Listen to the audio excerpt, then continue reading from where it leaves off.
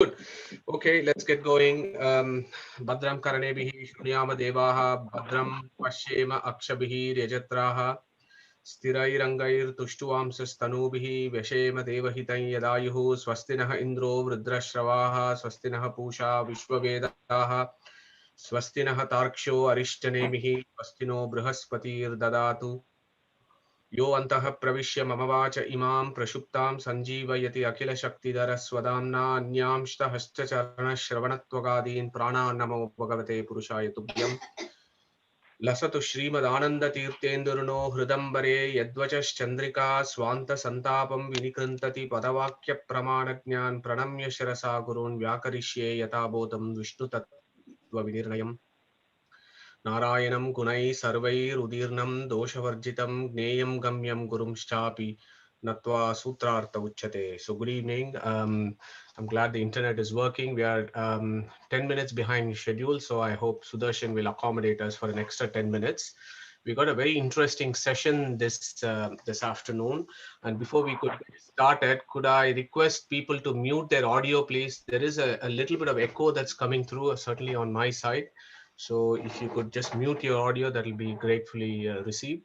So today's is the seventh in series on Brahmasutra, the science of Brahman. And moving on to the next slide, Chitra. Abhijit ji has kindly volunteered to give a summary of the last two sessions that we have done on Brahma Sutras. You know, these are quite complicated topics. I'm very conscious of the fact that last week was quite technical with various jargons and names. So I think it's well worth our time to recapitulate what we have done over the last fortnight before moving on to what I believe will be an interesting session. So Ajit ji, the stage is yours. Thank you, Madhu. That was really kind. And a disclaimer: I have taken a lot of these slides of Madhu, so I've got his permission to do so. I found that was a lot more easier than me trying to create the wheel again. What I've tried to do is to see where we are in this journey, and thank you, Madhu, for taking us through this journey of trying to understand such complex subjects. So, in the first few weeks, we learned that we all have the necessary eligibility to take part in the study, and we understood that Brahman is from where all the source of the universe. And in the fortnight ago, we tried to find out, okay, so how do we learn about Brahman? And we found that it was through knowledge and through the Shastras that we could try and get to know this Brahman. And we touched on about knowledge, the three concepts of knowledge, a knower, and to be known or the near. And we also discussed about could knowledge be independent, and we found that knowledge does. In some schools of thought, you can have independent knowledge, but usually the knowledge has to be known by something. So that's the mind or the soul who is the witness to this particular knowledge. And how we understand this knowledge. So we talked about the different ways of understanding or knowing things. There's the perception way where you use your sense organs to try and perceive things. So that could be using any of your sight, smell, touch, hearing, and speech. You then had Madhu talked about the anumana or the inference, which is the example that he quoted was about the fire on the mountain, where you know that when you have fire, smoke comes, and when you see the smoke on the mountain, you say, okay, I relate the smoke to fire, so there is potentially a fire on the mountain. And we talked about the agama, which is a verbal testimony. A lot of our shastras are the agamas. And we found that it's through the Shastras only that we can understand this Brahman, and that was the main the topic that we picked up, which was the Shastra Yonitvat, which means that the Shastra is the yoni. We discussed about the different meanings of yoni, that it could be the origin of something, and it could be the womb in women. And we feel that the shastras, the shastra yoni is the origin of the shastra, is from the Brahman. So this is all these shastras have come out through the breath of the Brahman. And we also discussed about why we to not say that this is a Veda Unitvat rather than we talked about a Shastra Unitvat, because there is so much knowledge out there in addition to the Vedas. So it was felt that it would not be right to just limit our knowledge only to the Vedas, but to be having a more gentle outlook on things and include the whole Shastra that is there rather than just focusing on the Veda component of it. Chitra, the next slide, please. Chitra, can I have the next slide, please? Yeah, thank you. So the next slide, we talked about the different books that we have, the Shastras that we have, the Brahmasutra, the Gita, the Bhagavad, and how we validated the Vedas as the source of we agree that this Vedas cannot be challenged, and that is the basis of the truth, because it's now Porishya, that is not, it's authorless, it's sort of being generated from the breath of the Brahman. It is eternal, and it is the truth contained within the Vedas itself.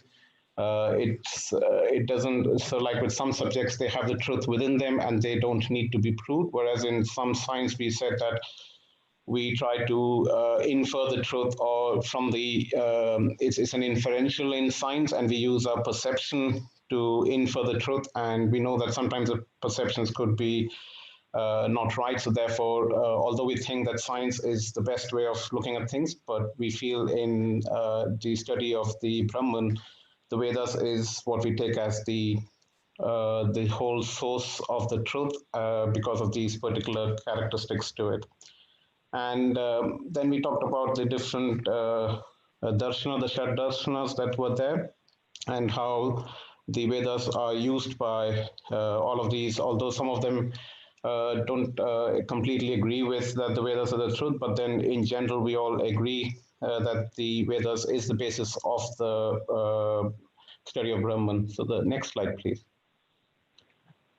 This is coming to last week's talk, and this was more about to say now we know that the Shastras are the basis, or we take the Shastras as the source of all our knowledge. But this is to say, in the Shastra, the same thing is could be interpreted in different ways, depending upon how you look at it. So we need to make sure that there is this agreement amongst the Shastras to say that we're all saying the same thing. And again, the important things there were to say, how would you study the Shastra? So it's important to have the different ways of studying a Shastra. It's just like when you do some maths problems, you have a particular way of approaching a problem. You have certain equations that you use. And similarly, we have the same things here. We have the Upakrama, the Upsamhara, which is the starting and the end, and making sure that these two are in agreement.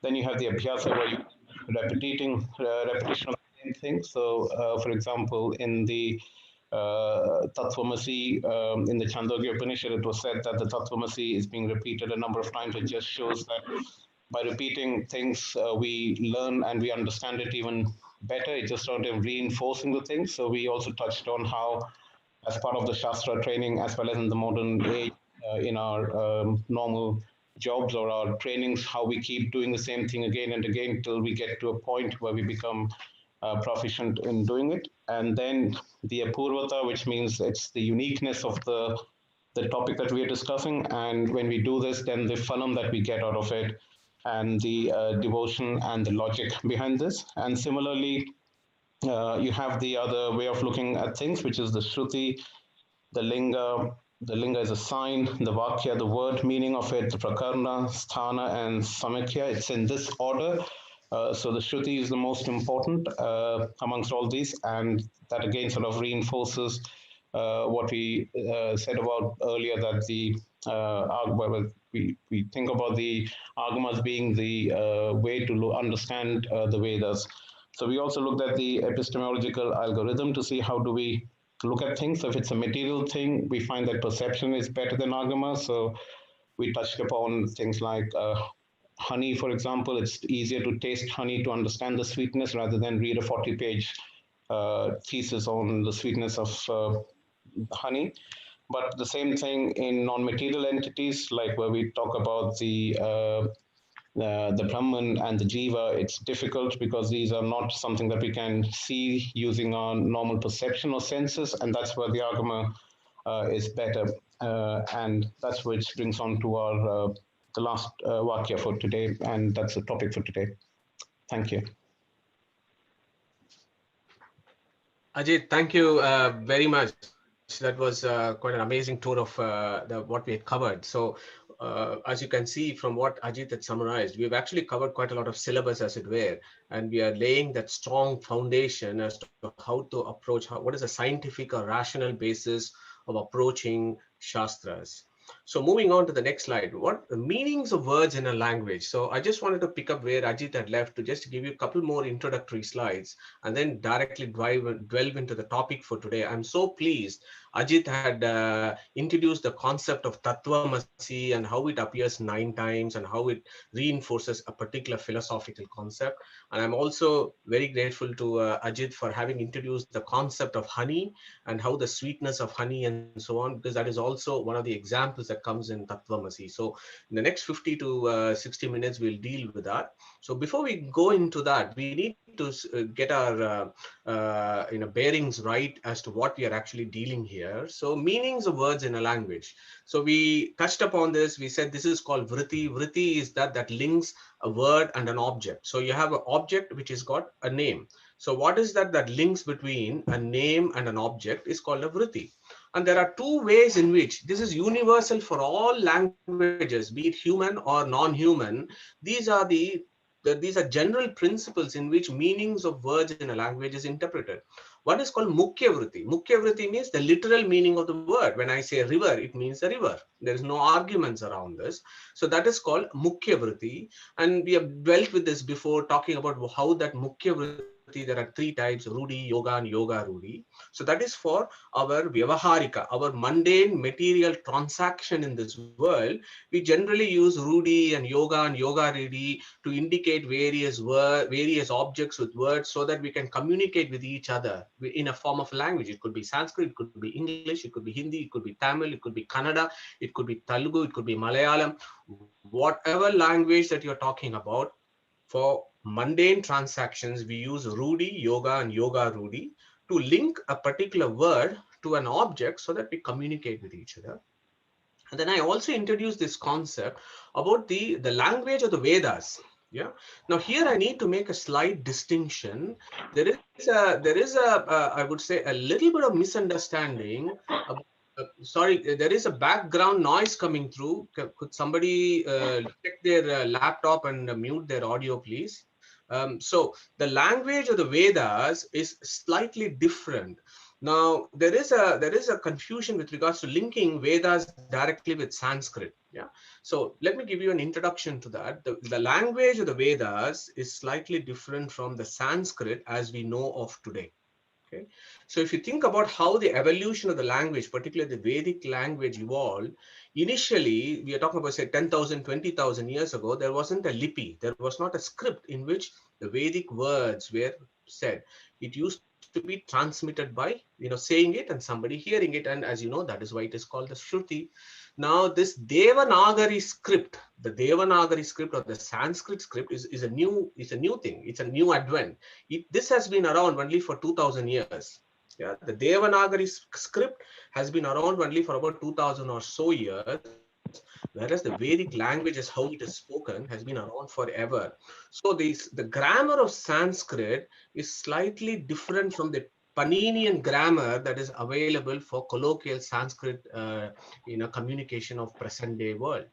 Now, the Vedic language uses a particular concept called Parama Mukhya Vritti. So what is Parama Mukhya Vritti?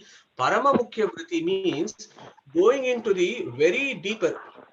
Patelji, do you mind muting your audio? I think there is a lot of noise coming through. Paresh, do you want to mute your audio, please? Yeah. So there is a deeper meaning of Sanskrit words.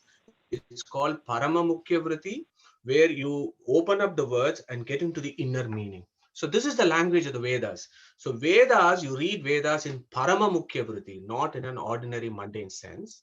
Then you have, of course, Lakshana. Lakshana means metaphors.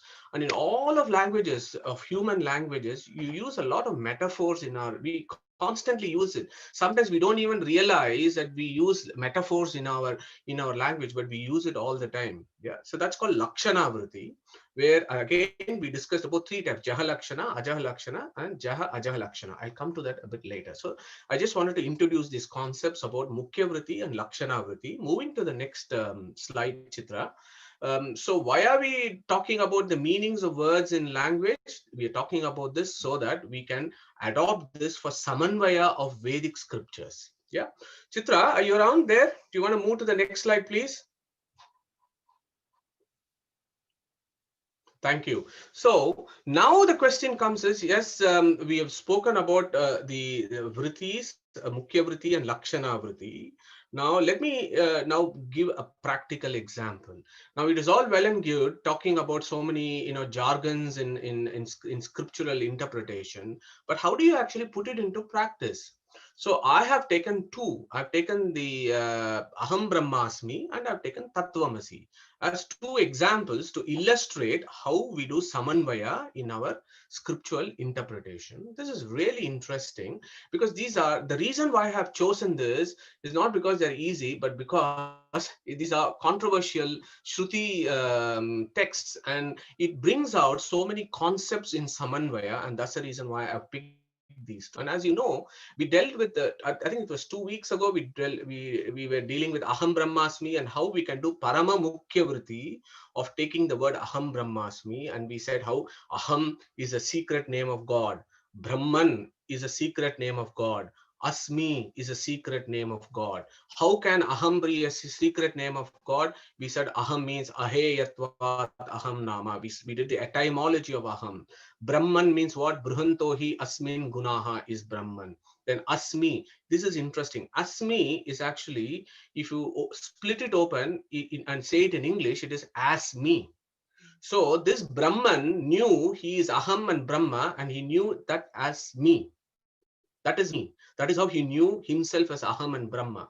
So that is the interesting way of looking at Aham Brahmasmi. And we looked at the contextual relevance and where it is placed in the Brihadaranyaka Upanishad. And we understood that Aham Brahmasmi does not necessarily mean I am Brahman, but actually there are deeper philosophical truths hidden in those particular words. And that is called Parama Mukhya Vritti. And if you do Parama Mukhya Vritti of scriptural interpretation, then your whole horizon widens, and your whole the fruitful philosophical discussions that you can get would be much more than just looking at a superficial sense of the word. Because if you use modern Sanskrit, then Aham, Brahma, and Asmi means I am Brahman. That is a literal meaning of that word. But as I said before, the Vedic Sanskrit is different from colloquial Sanskrit. Vedic Sanskrit is etymological. Through and through is etymological, and there is no dispute on that anywhere in the world that I am aware of. So that is the Parama Mukhya Vritti for Aham Brahmasmi. So now the same Samanvaya operates with Tattvamasi, but for Tattvamasi, we use the concept of Lakshana. Yeah, and I'll come to that next. So now, as you know, Aham Brahmasmi comes in Brihadaranyaka Upanishad.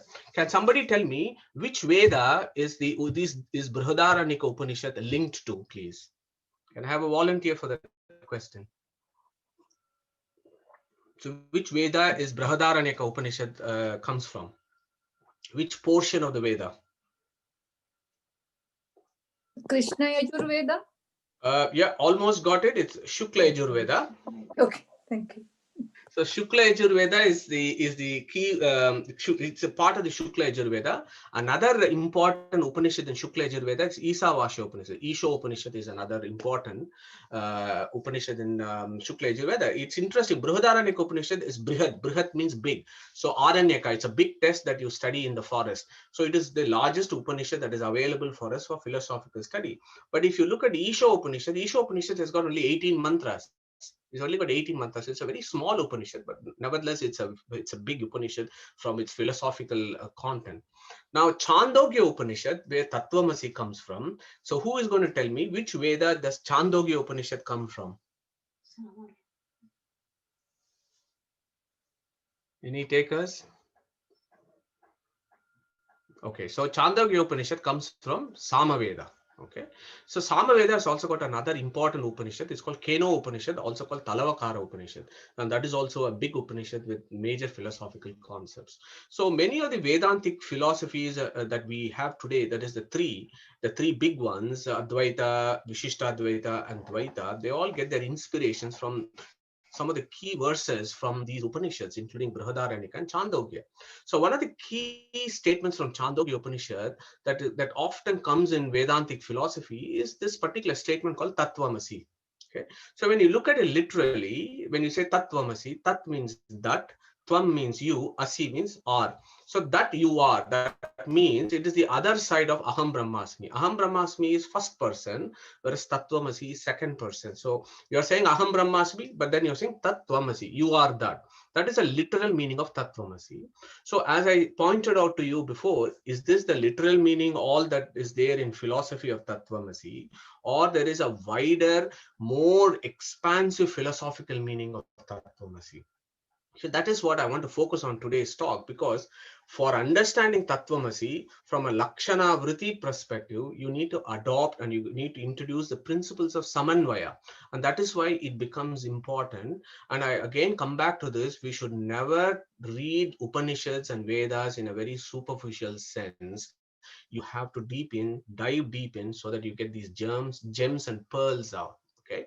I also told you about this interesting historical incident that happened in the 13th century, where there were three giants, Akshobhya Tirtha from the Dvaita school, Vidyaranya from Advaita school, and Vedanta Desika from the Visishta Dvaita school. They were all contemporaries, and they used to interact with each other quite frequently. And it so happened once they had a debate on this very particular topic of Tattvamasi and what it actually means.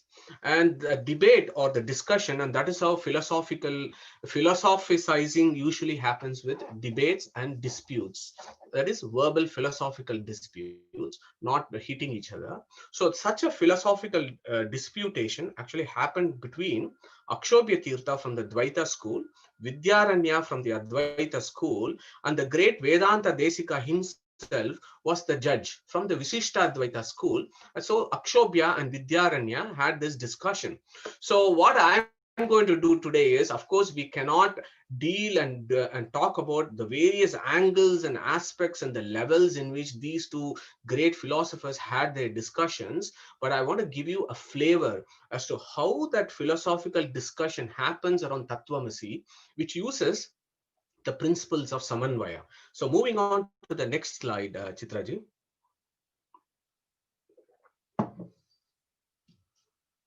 Yeah. So now to understand Lakshana, you need to know the fundamentals of metaphors. What are metaphors and what is the fundamentals? And again, this is universal for all languages.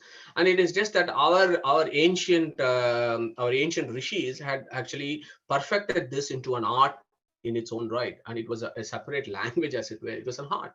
So they classified lakshanas into two common lakshanas called Jaha Lakshana and Ajaha Lakshana. Okay. Now, what is Jaha Lakshana? Jaha means Jahati.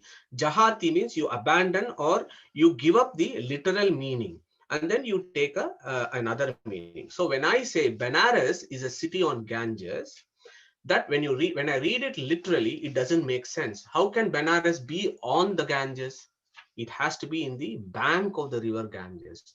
So for that understanding, when I say Ganges, what I should do is I should take the literal meaning of Ganges, but I should understand it as it is in the banks of the river Ganges. Yeah. So that is, you're abandoning the literal meaning of Ganges, but instead you're saying banks of the river Ganges. So that is Lakshana Vritti. Now, why do you sometimes put Lakshana Vritti? Why do you say Benares is on the city of Ganges? It is to say that this is a holy city, and and because of the Ganges is there, it is always a very cool place to go. It is very breezy and nice. So to give you those ideas, we use metaphors. We'll come to that later. See, when I say Simho Devadatta, when I say Devadatta is a lion, I don't mean he's literally a lion. I just mean that how brave he is. It is to give you those special qualities that we use this kind of lakshana in our language always. So next time when you have these kind of conversations, just check and be mindful of how many times you actually use your metaphors in your home, in your mother tongue. Whatever you communicate at home, you would be surprised that you're using metaphors on many occasions. So that is Jahalakshana. So then you have something called Ajahalakshana. Sorry, there is an image of William of Ockham by mistake there. So what is Ajahalakshana? Ajahalakshana is the opposite of Jahalakshana, which means you retain the sense of the word, but you also use other meanings. So when I say the flags are advancing, yes, the Indian flags are advancing. That is correct when I look at that picture. But at the same time, the soldiers are also advancing because the soldiers are actually holding the flag. So in that context, the flags are advancing makes sense. But at the same time, by Lakshana Vritti, we can also understand that the soldiers who are holding the flags are also advancing. Okay. Again, we use this quite a lot in our language. So our Vedic rishis and philosophers classified Lakshana into two, Jahalakshana and Ajahalakshana, for communication, also a philosophy in the Vedas. Now there is one particular school that also adopts a unique Lakshana called Jaha Ajaha Lakshana, which means you abandon some and retain some. So it's you extract the concepts from both Jahad and Ajah and use it as Jahad Ajaha Lakshana. So this is unique to the Advaita system, which is nowhere heard in any Vedantic philosophy. It is a unique Lakshana that they somehow made it to themselves and they hold on to it. It doesn't have any approval from the Vedic philosophy, but that is called Jahad Ajaha Lakshana. Where, for example, if I say Benares is a city on Ganges, what I would do if I use Jaha Ajaha Lakshana is I would keep some meanings of Benares, I'll abandon some meanings of Benares. I'll keep some meanings of Ganges and I'll abandon another meaning of Ganges. So that is what is called Jaha Ajaha Lakshana. Google it, do some studies about what Jahad Ajaha Lakshana is. It's quite interesting. Now the rules, coming back to it, is these are all the rules. Minimum Lakshana only to get the meaning. So if I want to get a meaning of a sentence, I have to use minimum Lakshanas to get the meaning. That is the rules of grammar and it's the rules of language everywhere in the world. So that is called Occam's razor. Some of you may be familiar with this. So Occam's razor, so this guy, William of Ockham from south of England, came up with this philosophical concept in the 16th century thereabouts. So it is now very widely used both in scientific literature as well as in philosophical literature. What does that mean? It means if two explanations are equally plausible, the simplest explanation is usually the one with the fewest assumptions. Okay, that is called Occam's razor. And of course, William of Ockham, he probably identified this, but our Vedic rishis had actually explained this thousands of years ago, and they used the term for this called Kalpana Laghava and Kalpana Gaurava. Laghava means fewer, Gaurava means more. Kalpana means assumptions. So fewer assumptions is called Kalpana Laghava. More assumptions is called Kalpana Gaurava. So we should always make minimum assumptions to get meaning of a sentence. So that is the fundamentals of metaphors. So unless we understand these fundamental rules of metaphors, we should never even make an attempt to understand Tattvamasi. And that was the reason why I had to give you this background information. Moving on to the next slide.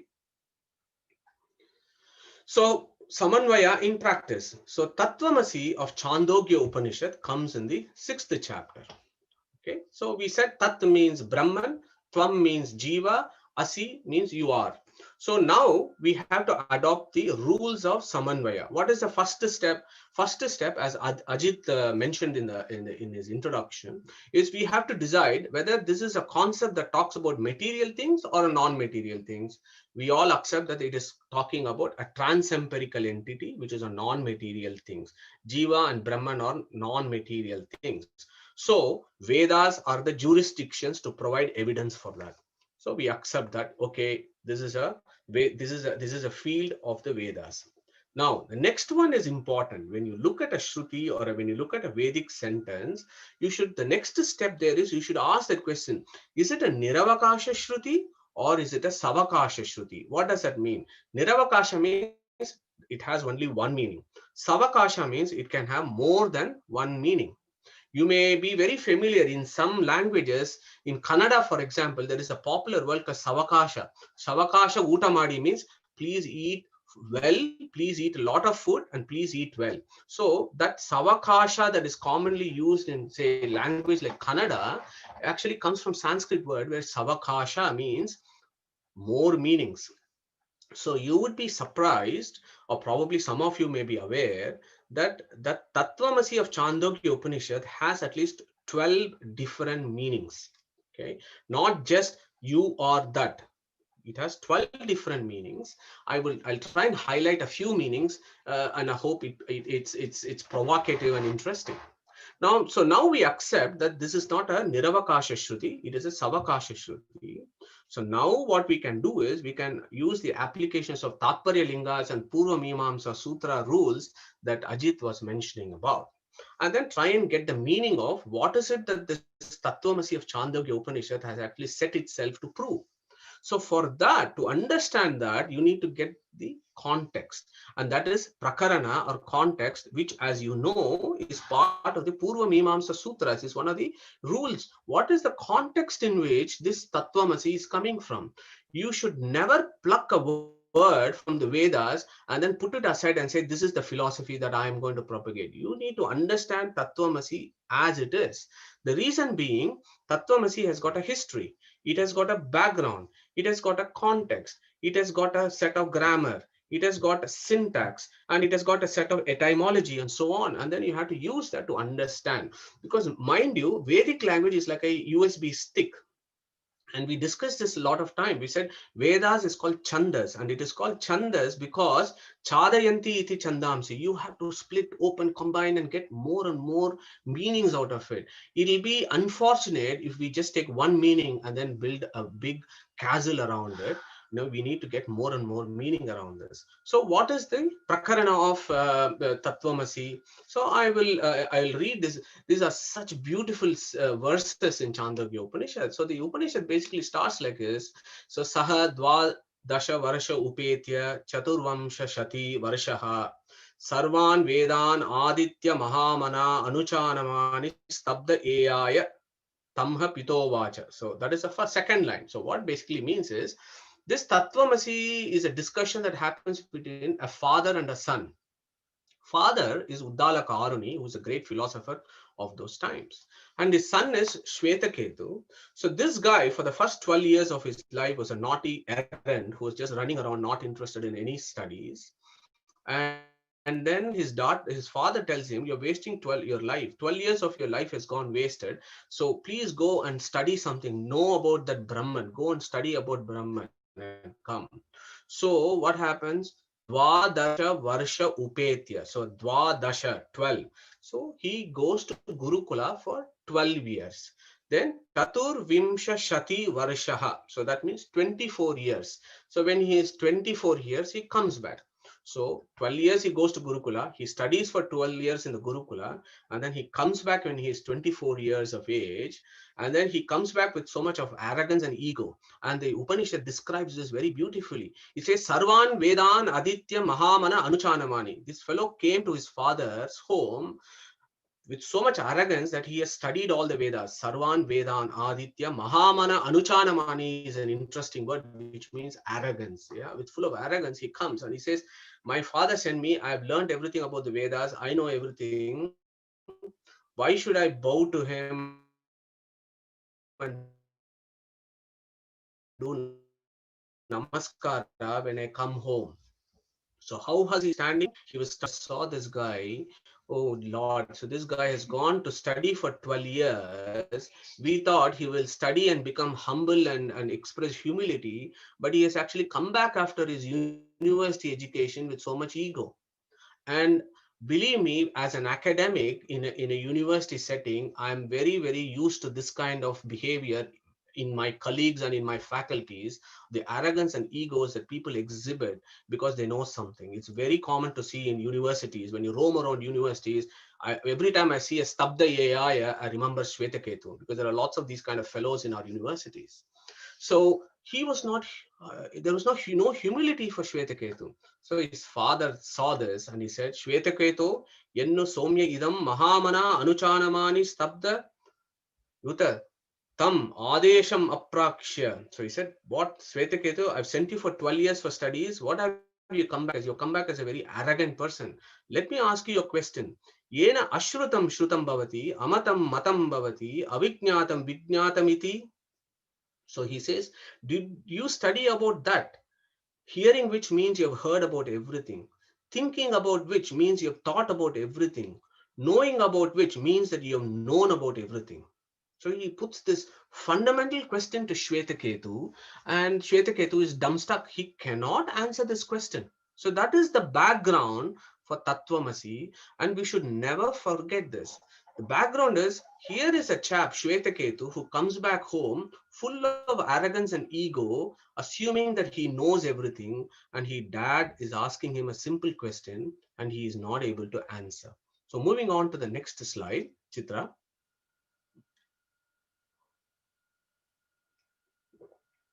So moving on to the Prakarana contextual relevance, because we can't deal with the whole chapters. Madhu, just want, sorry to interrupt. With the previous slide, I was going to say, like, even in Tamil, we say Savakasam, Savakasam. Yeah. That's the same thing, like Kannada. So Yeah, good. Thank you.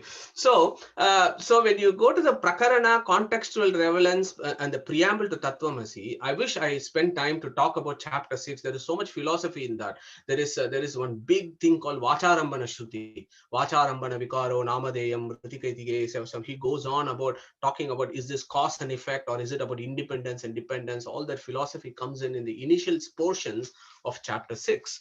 So you need to be aware of the Prakarana there. So, for example, there is a very key verse there. Sadeva Somya Idamagra Asid Ekameva Advitiyam.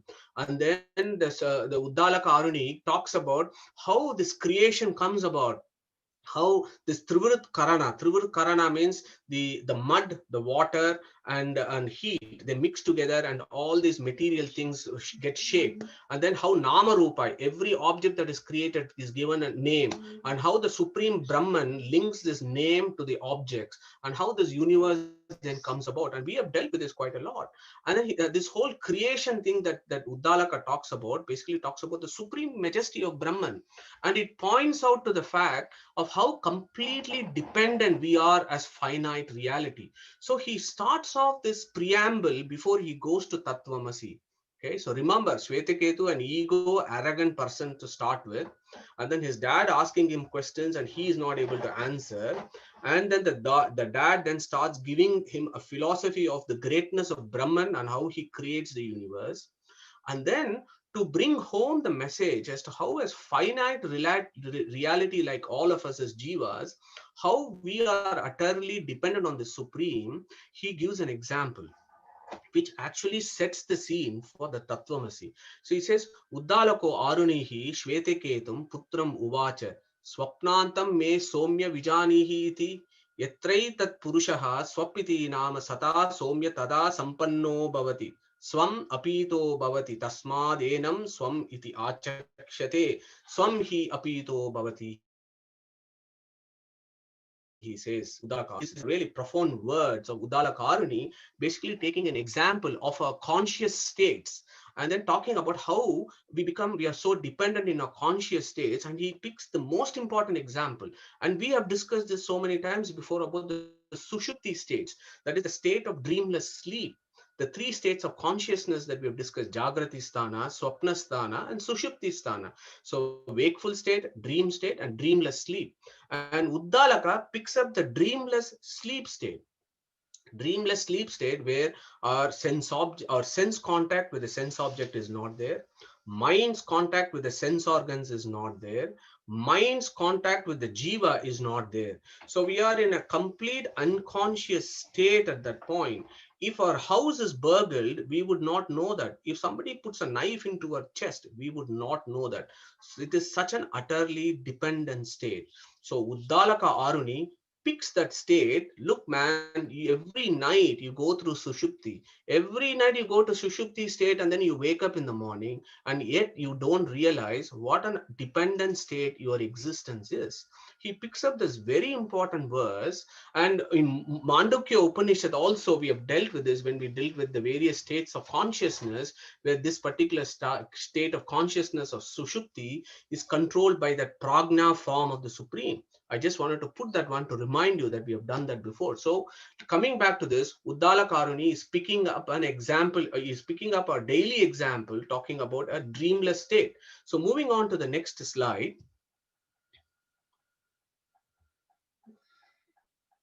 So now that is where the whole context of Tattvamasi comes in. Okay, so our birds are back. B is Tat, Tvam is Jiva bird, and the B bird is Tat and Asi. Okay, so what is the nature of Brahman? He is Sarvajñatvadi Gunaha. Whereas what is the state of Jiva? He is Agnyata, Cha Alpa Shaktitvam, Dukkitvam, Swalpa Kartruta. This is our four characteristics. Agnyata. We are always ignorant. We know something, but we still think that we know everything. Actually, we are really ignorant people. Alpa Shaktitvam. As I've said before, I can't even bake a cake before. That is my strength. Dukkitvam. Every day we have cycles of dukkha and so-called sukha. So Dukkitvam. Swalpa Kartruta. We can't even bake a cake. Forget about creating the universe. Our capacity to act is very limited. These are the four qualities of Jiva. Whereas the qualities of Brahman is the opposite of that. He is Sarvajñatva, he is Sarvashaktitvam, he is always in infinite bliss, and he is a creator of the universe. Yeah, Sarvakarta. So everything is infinite for him, everything is limited for him, for us. So how are we then going to say Tat and Tvam are the same? How are we going to say this? That is a big question mark that comes here when Uddalaka introduces this concept. So before I go into the verses proper, I wanted to give you this background. So when I say Simho Devadattaha, it probably means he is brave as a lion. So all the schools of philosophy do not take Tattvamasi in its literal sense. It is a metaphor only for Advaita, Vishishtadvaita, and Dvaita. Everybody uses this as a metaphor to explain a philosophical concept. Now, this I wanted to burst this bubble because there is a misunderstanding out there. Somehow, Tattvamasi is a weapon that stands on its own, and that it can, and then one can build an airy castle around it. That is not the case. The truth of the matter is Tattvamasi is a metaphor for all schools. So then that question comes, what kind of Lakshana do we use? What kind of metaphor rules do we use? Do we use Jaha Lakshana? Do we use Ajaha Lakshana? Do we use Ajaha Lakshana? Now you have to use those principles and say, you have to use minimum Lakshana to understand the meaning of Tattvamasi. So that is the rules of interpretation. So I will come to that a bit later. Next slide, Chitra.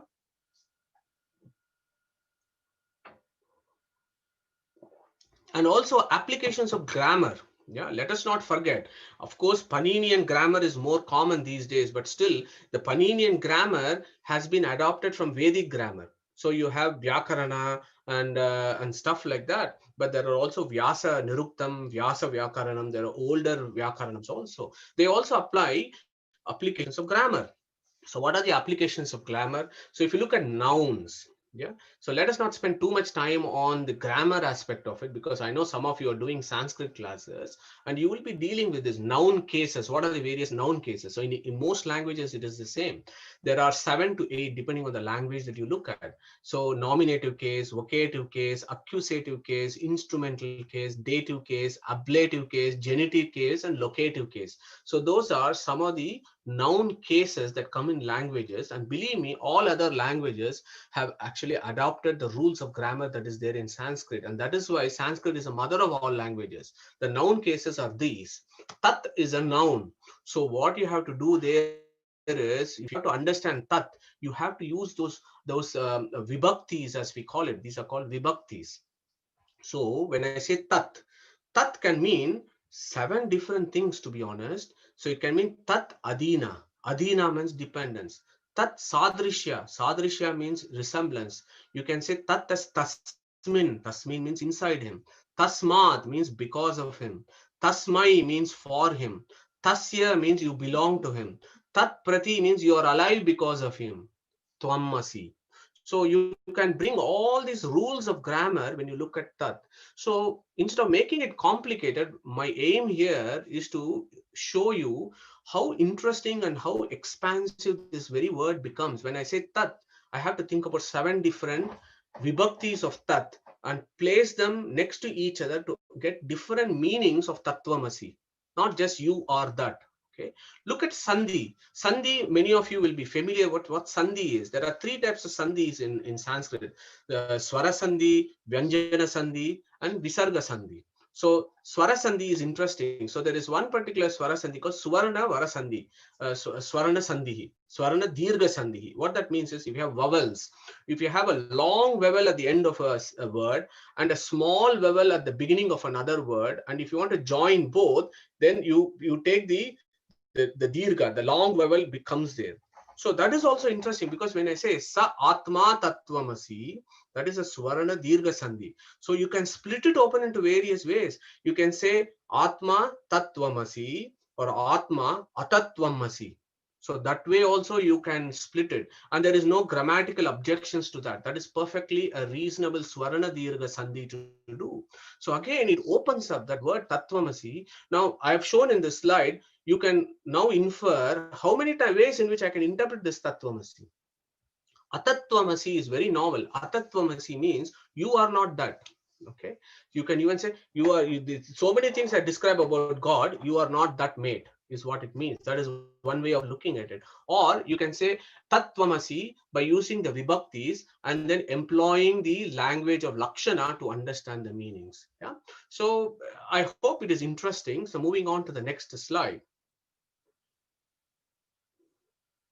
So now we are armed with all this background. So we spoke about Prakarana, we spoke about grammar, we spoke about the preamble, how the Shvetaketu came.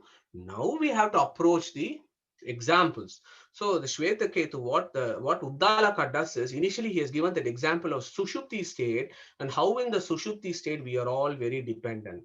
Now to illustrate this point, he gives an example. He gives a metaphor, a normal common things that we see in this world. The verses are very beautiful, worth reciting it. Sayata sakuni shutrena prabaddo disham disham patitva अन्यत्र आयतनम अलब्ध्वा बंधनमेव उपाश्रयते एवमेव खलु सौम्य तन् मनोदिशं दिशं पतित्वा अन्यत्र आयतनम अलब्ध्वा प्राणमेव उपाश्रयते प्राणबंधनम हि एव मन इति. Wonderful statement from Uddalaka. So he takes an example of a bird, that the feet of this bird is tied with a string to a small post. We see this in all the cages, and if you go to some zoos and other places, you might see this. So they're tied there. What does this bird do during the daytime? It flies everywhere, saying that it is very independent. It's flying all over the place, and then eventually it is tired because its flight is controlled by the string that is attached to this pillar. It flies all over the place, and when it is tired, it comes and rests and sleeps next to the pillar. Okay, so our man is saying such is the state of the jiva. Pillar is Brahman, this bird is jiva. The jiva goes around everywhere, tired. At the end of the day, it comes and rests with Brahman in the sushupti state, in a very dependent state. That is the position of jivas, is what Uddalaka says with this example. And as soon as he says Saya Esha, and I put it in the red box, that is the key verse. Saya Esha Anima Yetadatmyam Idam Sarvam Tat Satyam Sa Atma Tattvamasi Shvetaketu. Okay, so look at this. This Tattvamasi is sandwiched between so many other words. Are we going to ignore those words? Are we going to ignore the philosophy of the words and not understand the great Vedic philosophy that is there? Are we just going to pluck it and place it aside and come up with an airy-fairy philosophy? Let's look at what it means. Look at what Saha means, what Yaha means, Yesha means. Every word has a meaning. Saha, so Saya Esha Anima. Saha means Saratvat Saha. Saratvat means he is the essence of all. Yaha means Niyamakatvat Yaha. He is the controller of heart. Eshaha means Ichcha he can do whatever he wants, whatever Ichcha he can do. Anima means very subtle. He can be known through subtle knowledge. Aitad Atmiya means he is a regulator. He is a lord of all. Idam Sarva means of all these. So you've got 6 words that describes the Supreme's qualities. Then it says Tat Satyam. Tat means Tatatvat Tat. Tatatvat means he is of infinite bliss. Satyam, we have done the meanings of Satyam. He creates eightfold dispensations of the universe. He creates this universe. You want to scroll down a little bit, Chitra, you can see the lower end of the slide. Saha means Vishnu. Atma means all pervasive, infinite attributes. Atatatvacha matratva. Each word there is etymological. So our Rishi has put so many qualities of Brahman there. And then he says Tattvamasi. Okay. So what that would mean, Tattvamasi, there is this Brahman is so big. Tattvamasi means Simho Devadattaha. When I say Simho Devadattaha, you are like that lion. You are like that Brahman means that you have some of those qualities like him. Like how Simho Devadattaha means you are brave as a lion, but you are not literally a lion. Similarly, when I say Tattvamasi, look at this great guy. You have certain aspects of him. That is what this verse is saying in the very first verse. Moving on to the next one. Chitra, next slide. Now the philosophers, then each example in this leads on to the next example. It is not talking about the same, rattling about the same Tattvamasi 9 times. It actually brings 9 different concepts at least for us to understand our relationship between the Supreme. Now he takes the example of honey. Ajit was mentioning about honey. So I don't want to go into the verse because we may be running out of time. So what does that verse basically says? He says this madhu. So yata somya madhu kruto. So madhu kruto means bees. The bees go to different flowers. They collect the nectar and they come to the beehive and they deposit the nectar there. So this various bees bring nectar and put it there, and that composite mixture is what we call honey. So the Rishi is saying, look at that honey. Each portion in that honey comes from a particular flower. But does that portion of the nectar know that it is coming from this flower? Does another portion of the nectar know that it is coming from another flower? No, they don't. So I've underlined that. It says, Tatra na vivekam labante. They do not know that they come from this flower. That is our state. We actually do not know that we have actually come from the Supreme. In creation, we spoke about how we are all in his womb and we come out and then we go in. Similarly is our situation. We have actually come from him. But you know what? We have forgotten about this. Ignorance of our origin and relationship with the Supreme is being shown here. In the example 3, so honey is an insentient thing. But what about Abhimani Devatas of river, which are sentient beings? That is this concept of Abhimani Devatas. You know, in India, Ganges, Godavari, Kaveri, they are all goddesses and we go and worship those. So there is also, he takes up this example. All the rivers eventually go to the sea.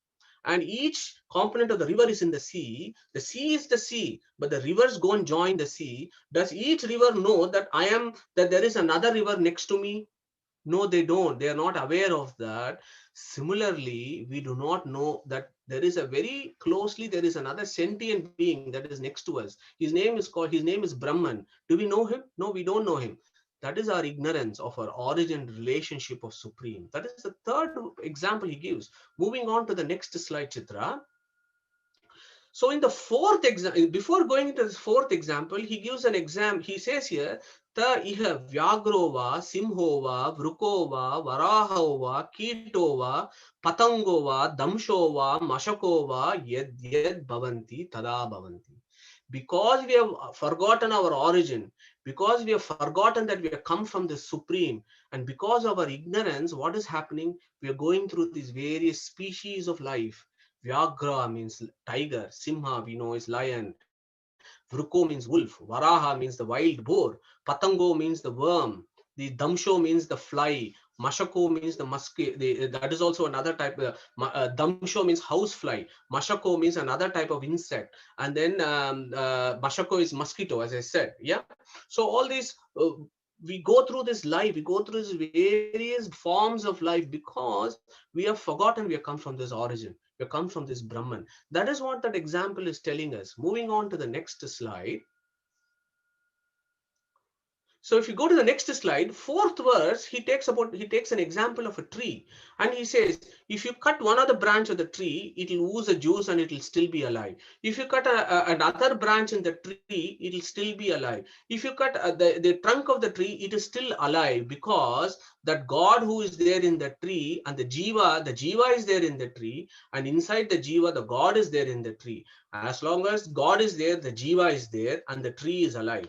The moment God leaves, jiva leaves, and the tree becomes dry and it dies. Yeah, that is the literal meaning. I mean, I don't have time to go into each word of this, but that is the gist of it. Again, to bring home the message that the Supreme is the sustainer of us. Our life, what we do every day, He is the sustainer. We somehow are doing everything. He is the sustainer. Now, to bring home the truth that the Supreme is even the source of our bodies and our creation, he takes this beautiful example of a Nyagroda tree. Nyagroda phalam ata ahareti. Idam bhagavaiti, binditi, binna bhagavaiti, kimmatra pashyati, anva iveme danaha bhagavaiti. Angayam ekakam binditi, binna bhagavaiti, kimmatra pashyati, na kinchana bhagavaiti. So what does that mean? He says, the father says, go and get a fruit from the Nyagroda tree, that is a banyan tree. So he brings the fruit. Then he says, open this fruit. And then he says, he opens the fruit and says, what do you see? He says, I see a lot of seeds. Then he says, take one seed and break it open. Then he says, what do you see? The son says, I can't see anything. You know what? You can't see something. It is that something that is inside that seed that has actually made this big banyan tree. Who is that thing that is there inside that seed that makes it the banyan tree? You could say it's the DNA, but what makes the DNA work in that way? What is it that is that efficient cause that makes the DNA to work that way? That is the question that Uddalaka asks. So in this example, the banyan tree is the universe, the fruit are the individual bodies, and the seed is the jiva. And inside the jiva is this Brahman, who is the source of everything else. So by giving this beautiful example, the Rishi is bringing home the message as to what our position is. So moving on to the next slide.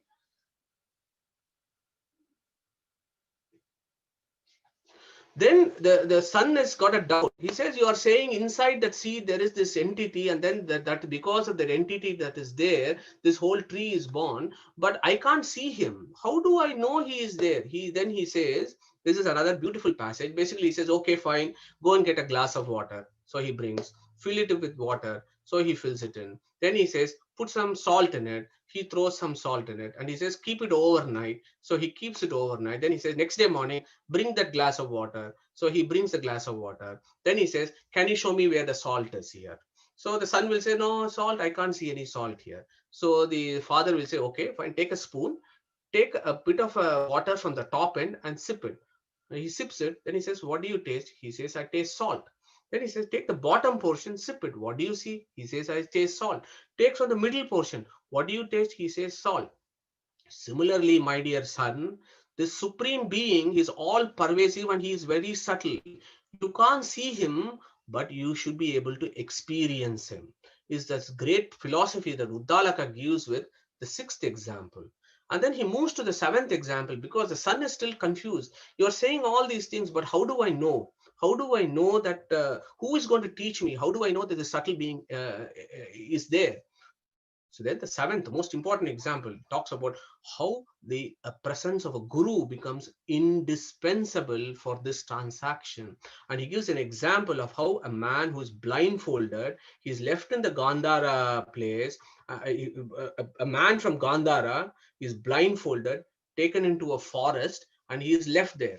Now he has to make his way back to Gandhara. How is he going to do this? He initially panics, but then he, along the way, asks various people for direction. How do I go to Gandhara? And eventually, various people along his journey give him the direction, and eventually he reaches Gandhara. So Uddalaka Aruni says, similarly, my dear son, you need to find a teacher. You need to find a guru who will give you the direction to understand that subtle thing called the Brahman. And then he will again, every time this verse is said, the Rishi will say, Saya esha anima aitadatmyam idam sarvam tat satyam sa atma tattvamasi shvetaketu. Every example is followed by this particular verse that describes the greatness of the Supreme Being. Moving on to the next slide. So the next slide then goes to example 8 and 9. So this is very important. So then the example 8 talks about a sick man. Then the Uddalaka says, let's take an example of a sick man. He is on the sick bed, he is on the deathbed, he is in the sick man, and all his relatives are sitting next to him. So they all ask, the relatives all ask the man, can you see me? Can you hear me talking, Mr. X? You're so unwell. Can you see me? This is your cousin who is here. Can you see me? Can you hear me talking?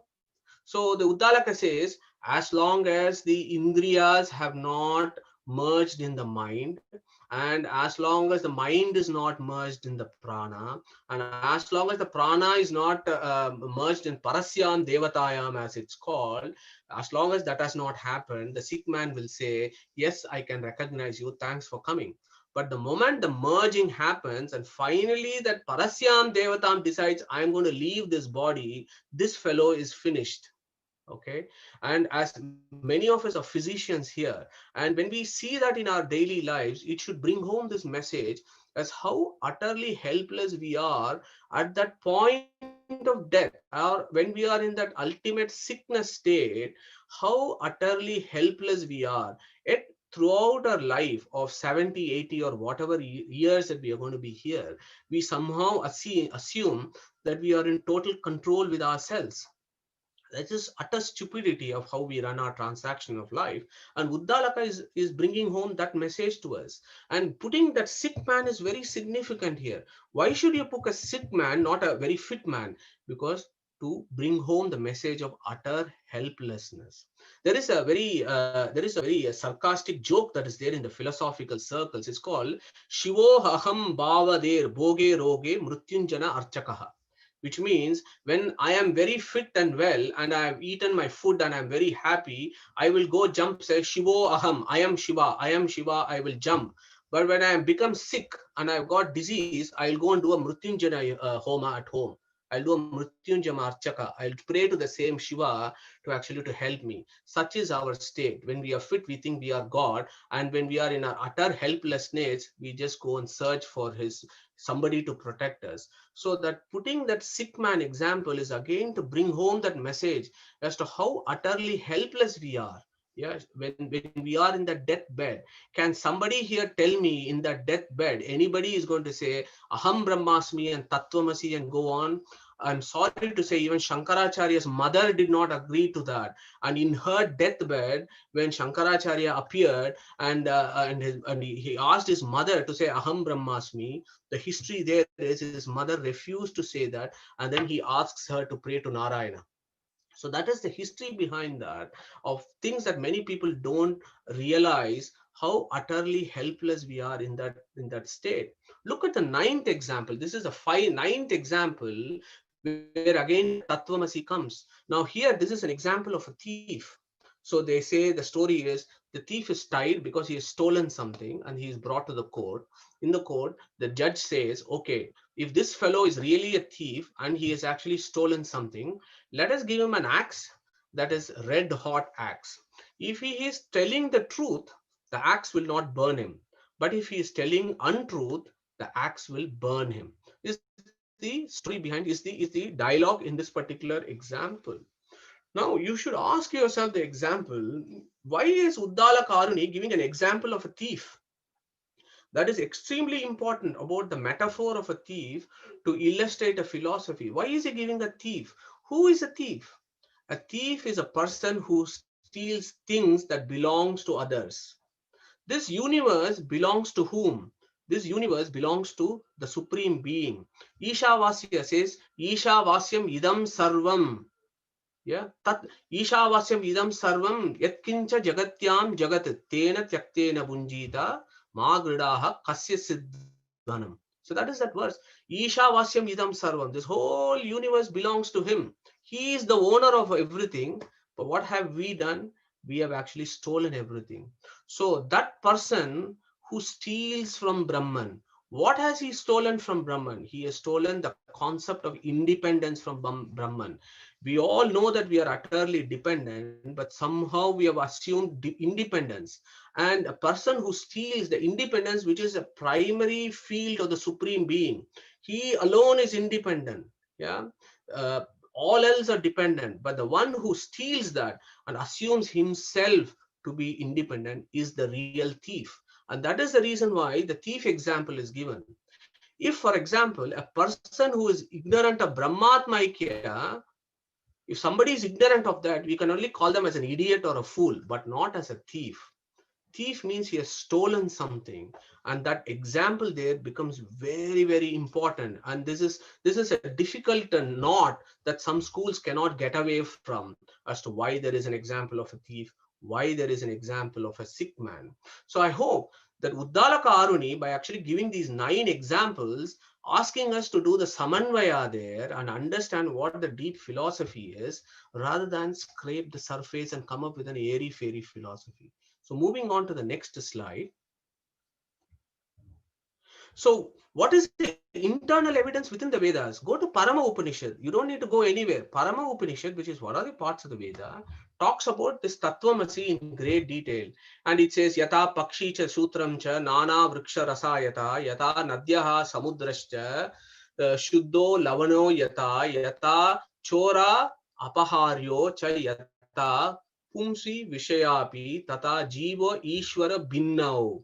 Sarvadaiva Vilakshanao Tata Api Sukshma Rupatvan Na Jivat Paramo Harihi Bedena Banda Drishyani Drishyate Prerako Apisan Vailakshanyam Tayor Nyatva Muchyate Badyate Anyata. Clear statement from Upanishads, in the Upanishads itself. And I sometimes wonder, how can our friends in the Advaita school ignore all this? Look at the bird on the road, nectar and the different flowers, river and the sea, salt and water, thief and stolen goods, blinded person and the Gandhara, tree and different branches, Nyagroda tree and the seed, sick person and the relative. Parama Upanishad says these are all pairs that are always different. Similarly, Jiva and Brahman are always different, but the Tattvamasi is metaphor to say you are different, but you are like him, because you are also Satchitananda Swarupa. He is also Satchitananda Swarupa. His Satchitananda Swarupa is infinite, but yours is finite and limited. So in that sense, you are like him is the philosophy there. So moving on to the tail end of this presentation. Next slide, Chitra.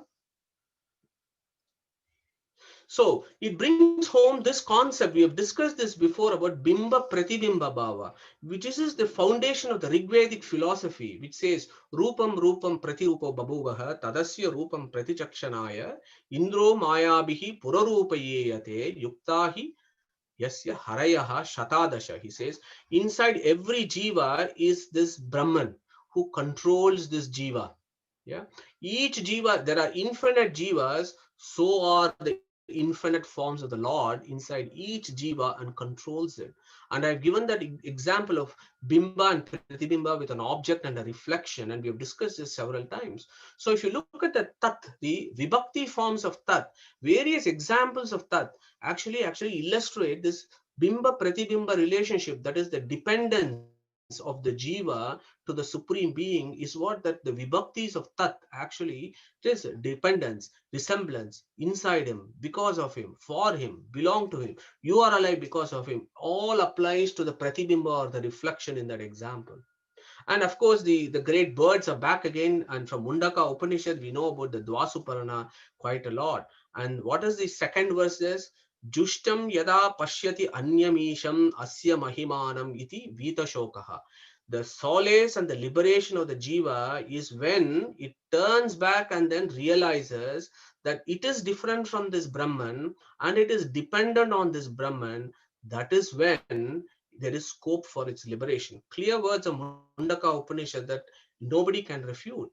And of course, Madhva in his Anuvyakhana would summarize and say, wherever there is these kind of texts that seem to indicate the Jiva Brahma Aikya, you need to use the rules of Tatparya Lingas, the Purva Mimamsa sutras, grammar and everything, and understand it properly. Don't jump with some airy-fairy philosophy. The philosophy of the Vedas is much more deeper. So, and he would say, Swatantriyesha Vishishtatve Sthana Matya Aikyoropi Sadrishecha Aikyavat Samyak Savakasha Eteshtataha. So, all the things that I've said so far will fit into this of resemblance, of this independent controlling the dependent, of being in the same place or having similar views. They're all the ways of interpreting these Aikya Shrutis, which are Savakasha Shrutis.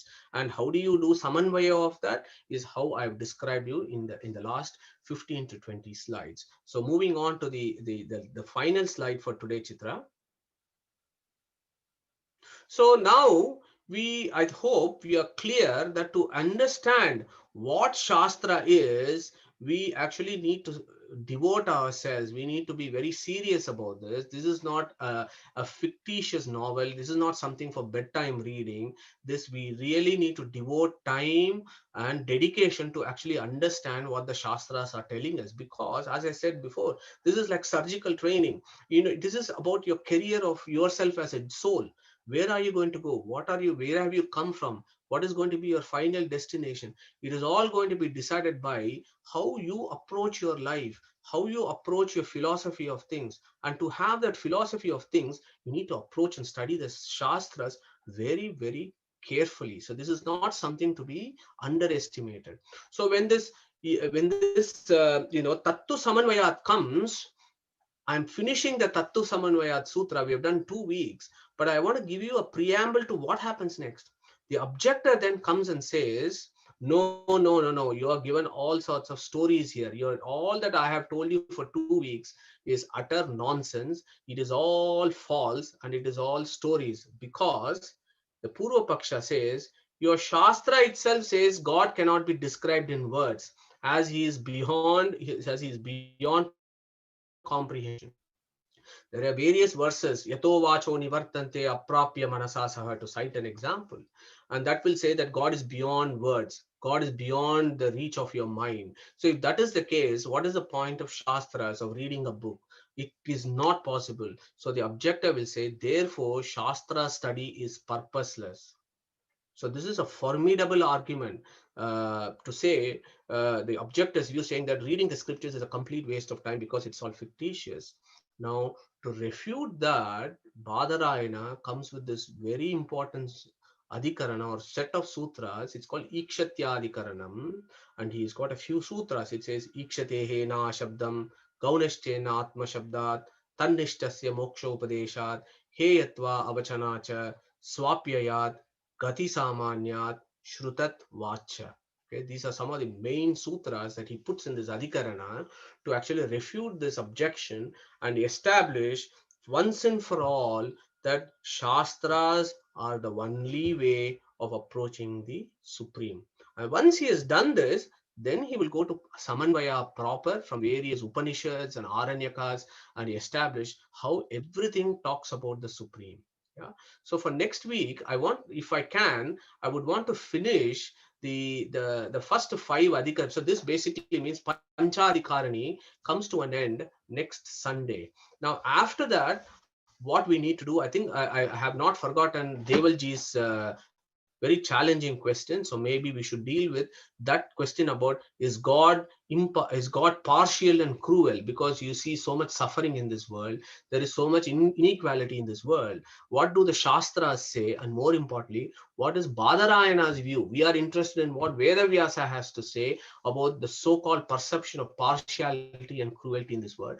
I think that's a very interesting concept to deal with. Maybe we can do it in the following week. After that, what we do, we have a discussion. I think we need some feedback and reflection as to whether these sessions are useful around Brahmasutras. And I hope over the last 6 or 7 weeks, I've given you a flavor of how beautiful and elaborate and complicated and also fascinating Vedanta Sutras are, and how we can spend our whole lifetime doing research into it. So I'll stop there, and Krishna Pranamastu. Thank you, Sudarshan. Thank you, Chitra, for the slides. Thanks, Madhu. Yeah, anybody got questions, please? Madhu, it's Ajit here. One question.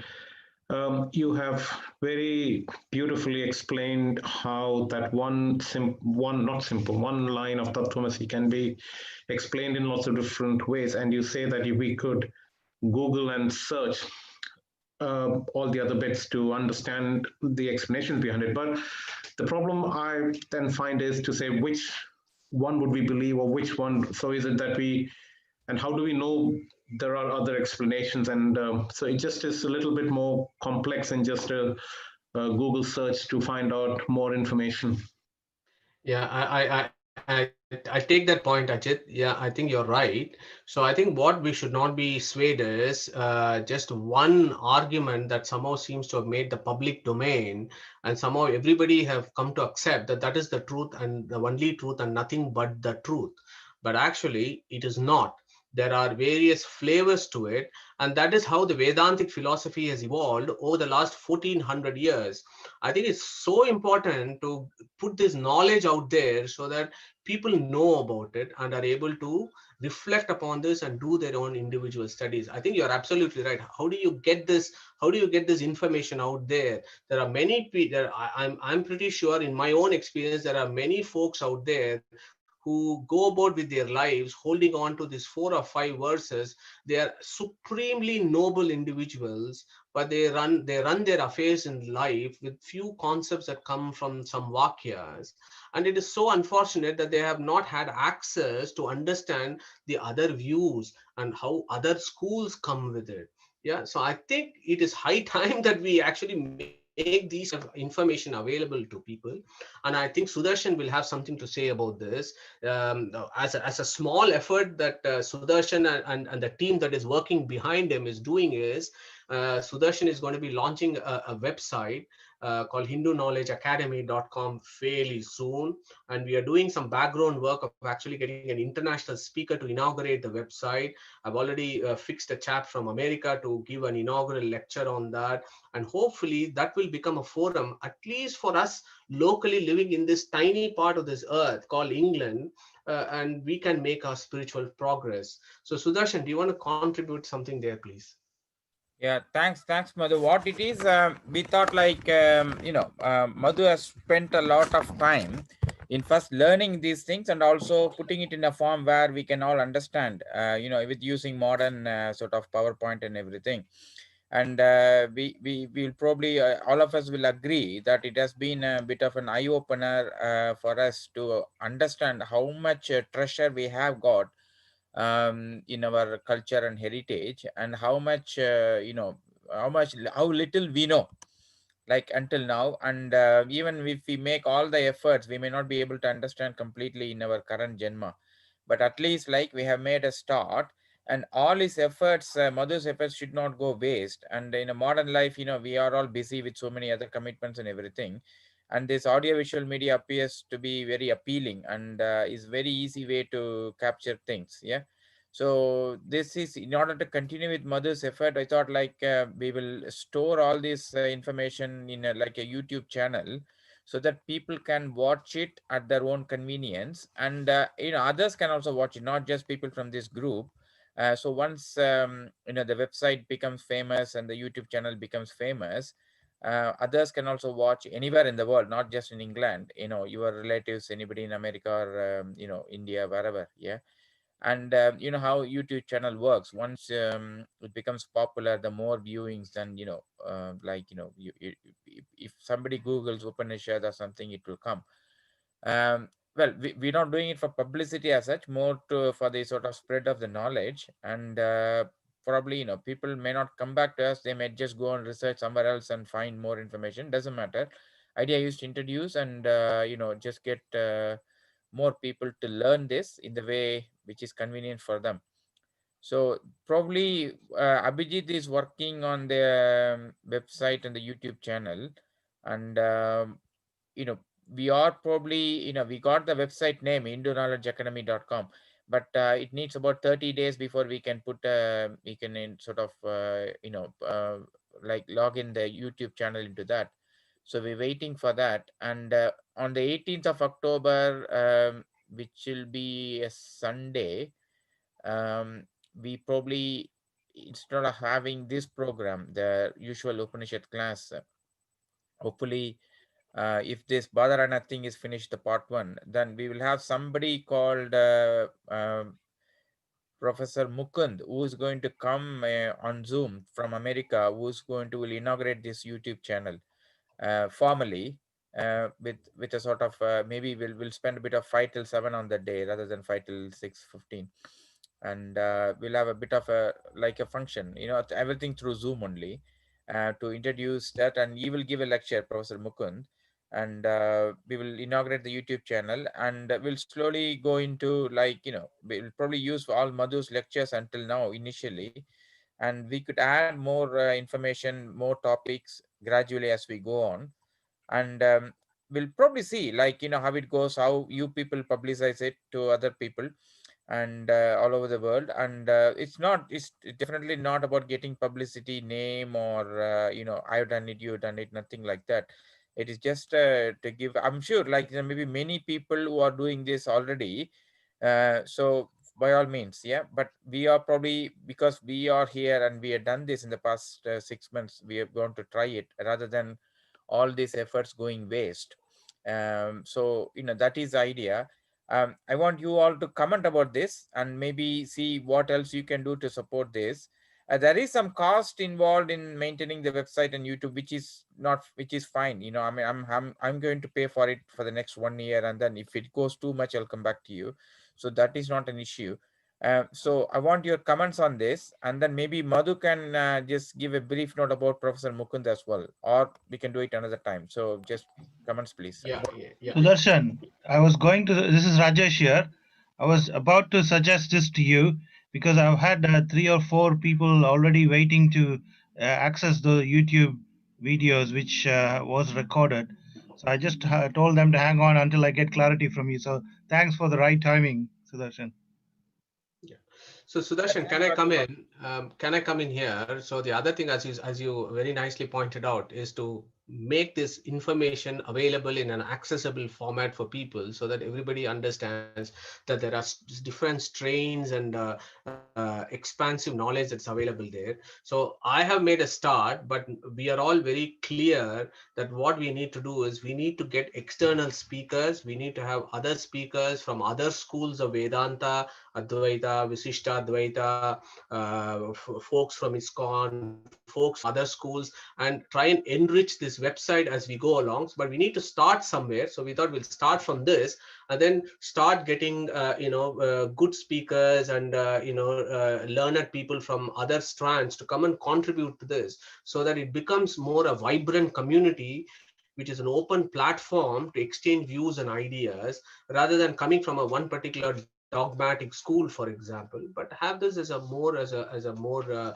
expansive stuff. So that was how I thought the long term this should blossom and flourish. Now coming back to Professor Mukund, so we to some extent I felt that I need to invite Professor Mukund, because he's a professor of engineering in Rochester Institute in Technology in New York State. He's an engineer and a research academic, like some of us, but this guy has spent his whole life actually developing new tools, and he has various patented technologies by which he has rescued about 3,000 or so Vedic manuscripts and ancient Sanskrit manuscripts, and he has rescued those in a certain formats that they have patented and discovered, and these formats will be there for eternity. So in that sense, he's actually done what Vedavyasa had done 5,000 years ago, of actually preserving those ancient manuscripts. So that is his greatest contribution, as I see, and he's quite well renowned, in NASA circles and in the American circles. He's quite renowned around this particular technology, and he happens to be a Vedantic philosopher. And I thought, us being very modern, we are not traditional scholars, as it were. So we are all busy professionals and doing other bits, but we like people who are similar to us, but who have that kind of perspective. So I just felt that he would be an excellent speaker for this audience. So 18th of October, and he has kindly agreed that he would deliver the lecture. I have heard him speak on many occasions. He's quite an inspirational speaker, and he brings only physics and maths and engineering, and then introduce how that relates to Vedic philosophy, which can be quite appealing for people like us. And that's the reason why I've invited him.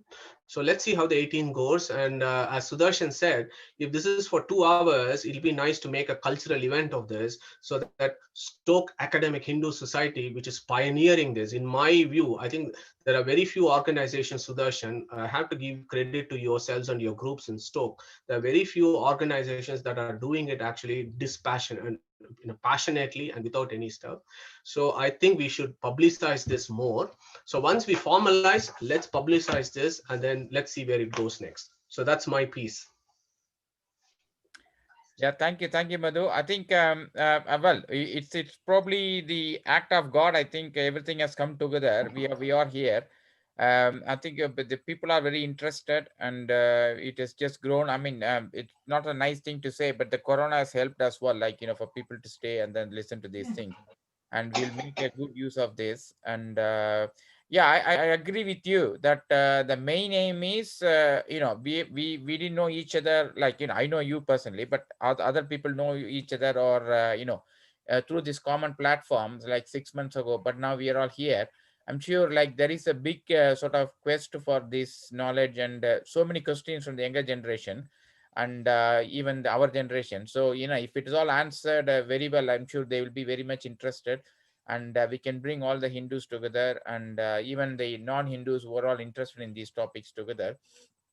I think it will grow very well, and it will be a platform. It's not a platform where we say like this is what it is, you have to listen. It is a platform for discussion, and sort of like taking it further. We may, as you said, like it's not we need to invite people from other sort of Advaita, Shaiva, Vaishnava, everything. We need to hear from them, and make sure that people get a variety of get introduced a variety of topics, even about temple heritage, how temple architecture, Indian history, many things we can sort of go on.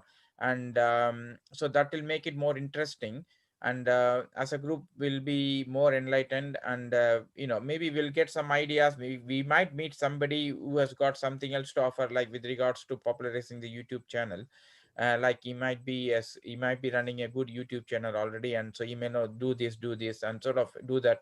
So that's the way it works. So like so, and we will sort of we might see somebody who's ready to put more money, and then take it to the next level.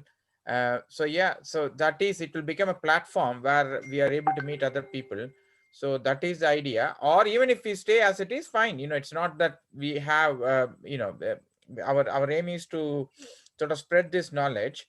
And so it's not about it's not about becoming corporate company or anything like that. It's just to say, like, not to waste all the resources and time you put into this, and to take it to the next level. And I'm sure people will agree with that. And as Rajesh said, already people are interested in accessing the YouTube channel, and they can always access once, because I watch a lot of YouTube on other topics which is of my interest. And I do it when I'm eating, when I'm sort of sitting in the bed, like that sort of, it makes it more convenient for me. And so like that, I'm sure people will be doing that. Or sometimes they could listen to this as they're driving home or driving to various places, so it makes it very easy. So thank you very much. Yeah, and any other questions or any comments, please?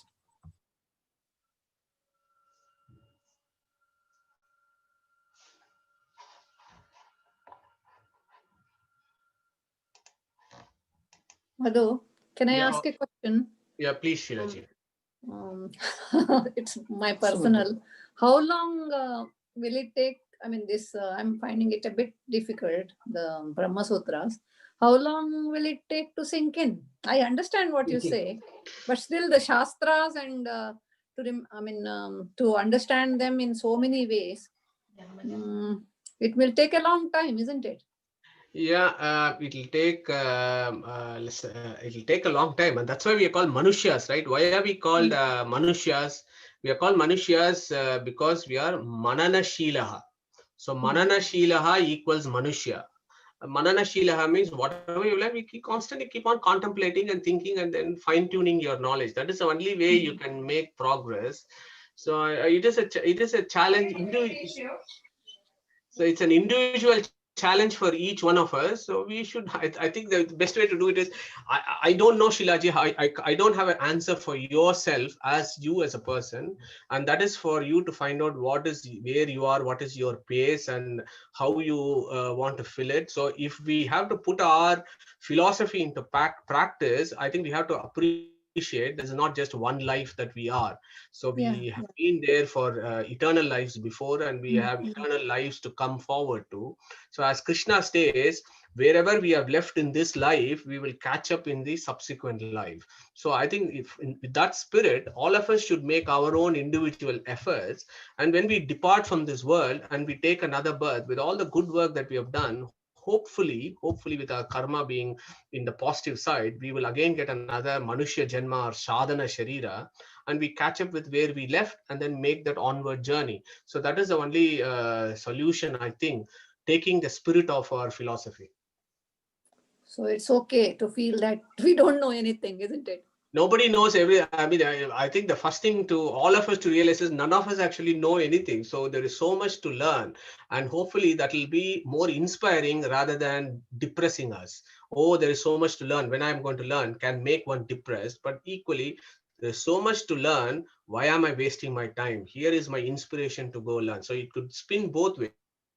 But because we are all towards the direction of Shreyas rather than prayers, hopefully that Shreyas will lead us on to doing bigger and better things. Thank you. Thank you.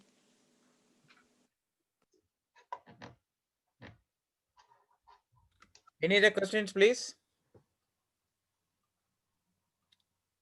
Yeah, if no questions, we will bring an end to this session, and we'll give a hand to Madhu, please. Yeah.